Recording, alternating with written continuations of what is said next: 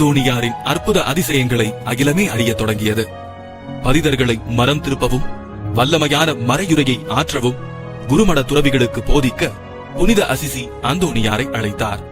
அந்தோணியாரும் பணிந்து குருமட துறவிகளுக்கு ஆழமாக போதித்தார். குருமட துறவி ஒருவர் துறவு வாழ்வை விட்டுவிட்டு செல்ல முயற்சித்து அந்தோணியாரின் கையால் எழுதிய திருவிவிலிய பதிவேட்டை திருடிச் சென்றார். அந்தோணியாரும் ஜெபித்தார்.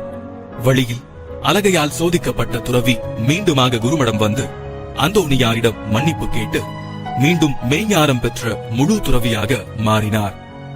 கெட்ட வாழ்க்கை வாழ்ந்து வந்த உயரதிகாரி ஒருவரை அந்தோணியார் சந்திக்கும் ஒவ்வொரு நேரமும் முழந்தாளிட்டு வணங்கி வந்தார்.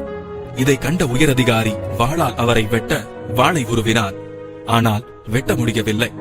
அந்தோணியார் அவரிடம், நீர் ஒரு நாள் கிறிஸ்துவுக்காக மரித்து எனக்கு முன்பாக விண்ணுலகில் இருப்பீர் என்றார். அந்த அதிகாரியோ ஏளனமாக சிரித்தான்.